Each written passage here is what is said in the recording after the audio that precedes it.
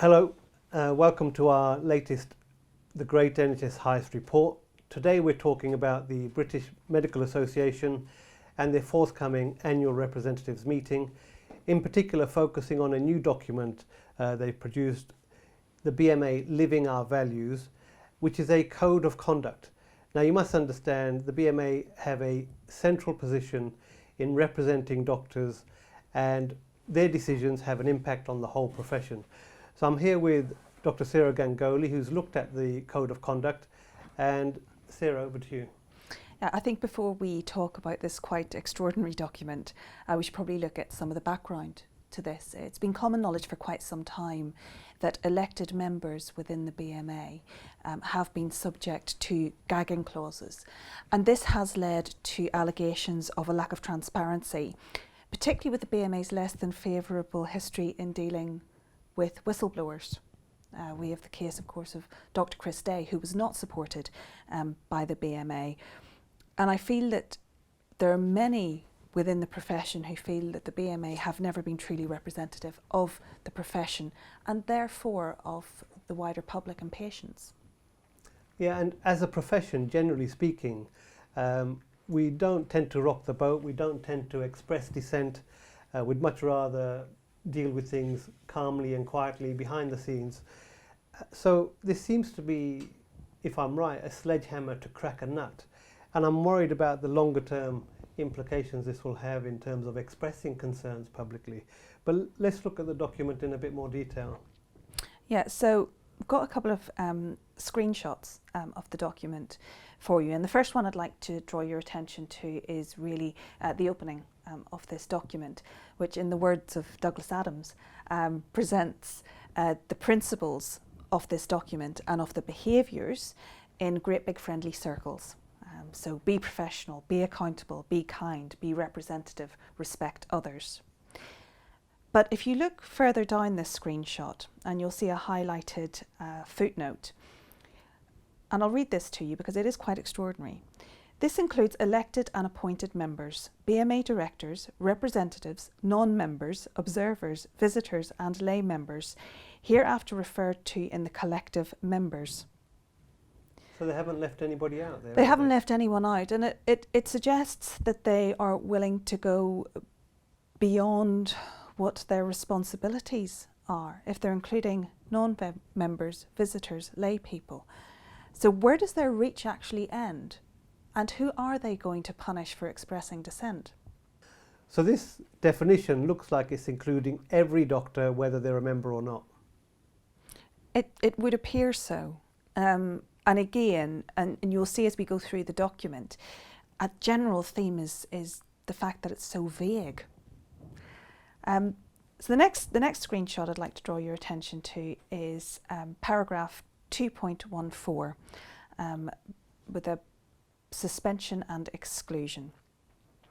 I won't read this in full, but what this suggests is that if any elected member, and I must stress that this applies only to elected members, if they become aware of any allegation made against them which may result in some kind of suspension or disciplinary action, they have to inform the BMA.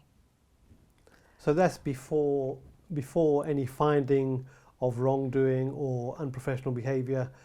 They have to report before any conclusion. Yes, or before even any formal allegation or procedure. So I wonder where the rights of the legal rights of the members are included in this particular paragraph. The next one I'd like to draw your attention to is paragraph 3.5, and they say in very magnanimous terms that this does not mean that no dissent can be expressed. What they particularly refer to is that any attacks or any dissent should not be repeated or polemic.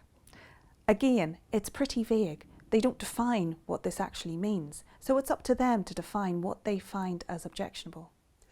So in other words, what we're having is any expression of concern that might go against the BMA's official line is subject to their censorship.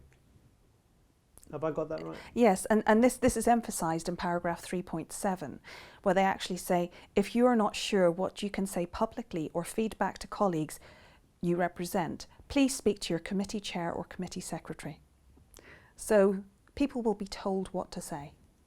Well, this will introduce quite a barrier for already very reluctant doctors to speak out. Then they will have to check everything they intend to say through a BMA representative.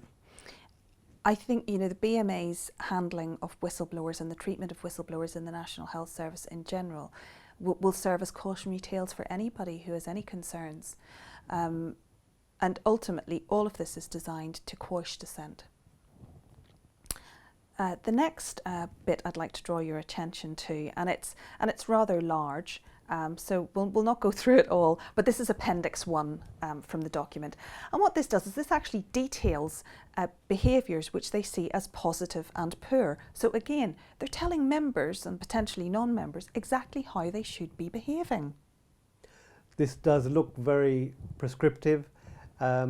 It's deeply troubling to me. I've expressed views quite publicly about the BMA and how they've allowed the profession to become emasculated.